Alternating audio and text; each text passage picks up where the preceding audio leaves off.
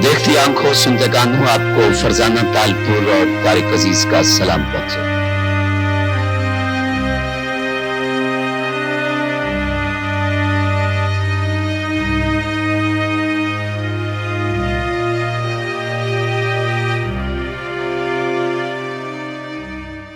एक ऐसा लेजेंड जिसका शो देखते हुए हम बड़े हुए, एक ऐसा आइकॉन जिसने टीवी गेम शोज की बुनियाद रखी, एक ऐसी हरफन मौला शख्सियत जो अपनी जात में खुद एक दुनिया थी। देखती आंखों सुनते कानों को तारिक अजीज का सलाम। तारिक अजीज का ये सलाम आज भी सबको याद है। तशक्कुर डिजिटल की वीडियो में खुशामदीद। नाजरीन, वीडियो से मुतालिक अपनी कीमती राय का इजहार कमेंट बॉक्स में जरूर कीजिएगा।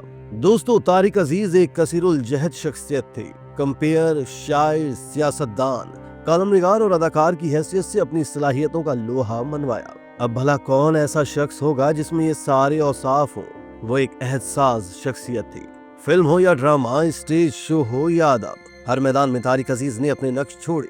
मगर उनकी सबसे बड़ी पहचान उनकी दबंग आवाज, खूबसूरत तलफ्फुज और अदब पर अबूर था। जैसी भरपूर जिंदगी उन्होंने गुजारी, बहुत कम लोग ऐसी जिंदगी गुजारते हैं। इस लिहाज से वो खुशकिस्मत भी थे। जालंधर में पैदा होने वाले तारिक अजीज ने अपने करियर का आगाज रेडियो पाकिस्तान लाहौर से किया था और 1964 में जब पाकिस्तान टेलीविजन का आगाज हुआ तो वहां काम करने वाली अव्वलीन शख्सियात में से एक थे। तारिक अजीज ने पाकिस्तान टेलीविजन की पहली नशरियात की मेजबानी भी की।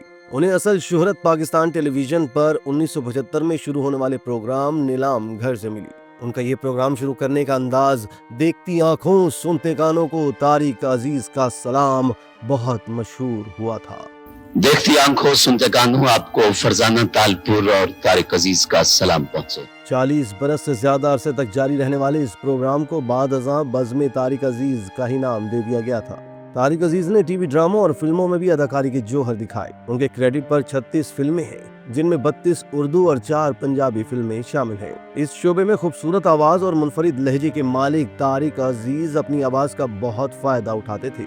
एक तो आवाज खूबसूरत और गंभीर और दूसरे मकालमे बोलने का अंदाज भी दिलकश। तो ऐसा अदाकार लोगों के जहनों पर नकूश क्यों न छोड़ेगा। उनकी पहली फिल्म खामोश रहो और आखिरी फिल्म माँ बनी दुल्हन थी, जो 1987 में रिलीज हुई। इसके बाद वो फिल्मों से मुकम्मल तौर पर किनारा कश हो गई। दोस्तों, तारिक अजीज की दूसरी फिल्म इंसानियत 1967 में रिलीज हुई, जिसमें वो बतौर सेकंड हीरो जलवागर हुए। फिल्म साज व हिदायतकार शबाब किरानवी की इस सुपरहिट फिल्म में उनके साथ वहीद मुराद, ज़ेबा और फिरदौस भी थे। इसमें कोई शक नहीं कि तारिक अजीज ने इस फिल्म में बहुत अच्छी अदाकारी का मुजाहिरा किया। इसके बाद ऊपर तले चंद फिल्मों में सेकंड हीरो के रोल में कास्ट किए गए। तारिक अजीज की बतौर सोलो हीरो फिल्म कसम उस वक्त की 1969 में सलमा घरों की जीनत बनी। ये फिल्म पाकिस्तान एयरफोर्स ने बनाई थी, जिसमें तारिक अजीज ने एक पायलट का किरदार निभाया था, लेकिन ये फिल्म बॉक्स ऑफिस पर कामयाब न हो सकी। फिल्म सालगिरह में उनकी जज्बाती अदाकारी को बेहद पसंद किया गया। इस फिल्म में उन्होंने एक जज का किरदार अदा किया था, जो फिल्म की हीरोइन शमीम आरा का वालिद भी होता है। 1974 में उन्होंने ईमानदार में मुनव्वर ज़रीफ, नन्हा और रंगीला के साथ काम किया।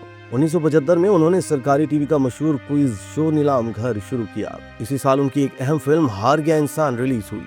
1974 में मुनव्वर ज़रीफ और रंगीला के साथ उनकी पंजाबी फिल्म मंजी किथे डावा बड़ी कामयाब हुई। इसके अलावा 1975 में उनकी फिल्म शगना दी मेहंदी भी हिट हुई। तारिक अजीज की फिल्म जिंदगी बेहतरीन अदाकारी की मिसाल थी। इसमें उन्होंने गजाला और शकील के साथ काम किया। वो पूरी फिल्म में छाए रहे। उन्होंने अलमिया अदाकारी के अनमिट नकूश छोड़े। इन पर अक्स बंद किया गया ये गाना आज भी पसंद किया जाता है।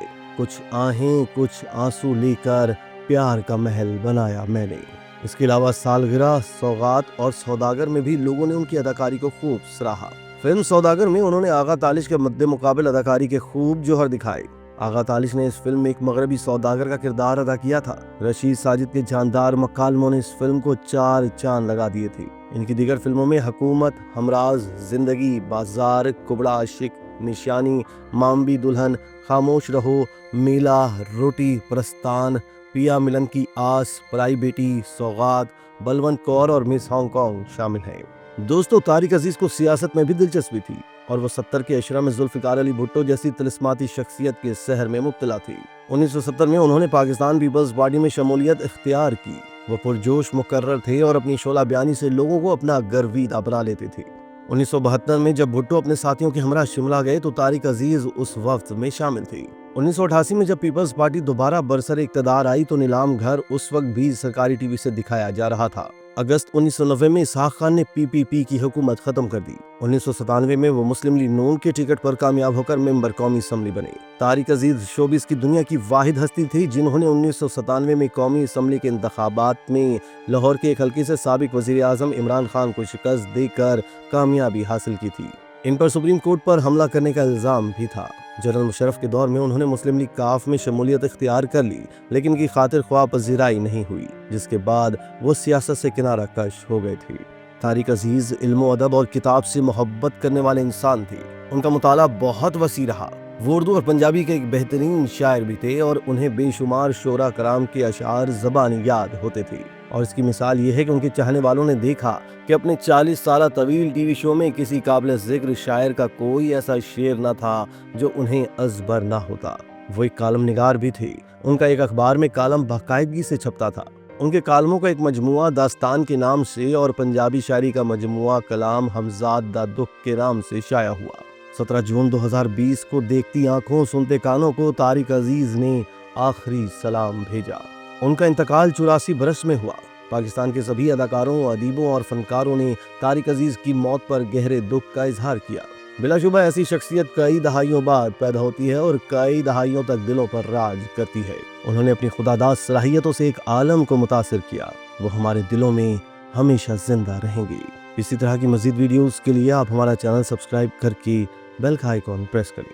इसके अलावा अहलियाने कराची के लिए रोजनामा तशक्कुर हर स्टॉल पर मौजूद है।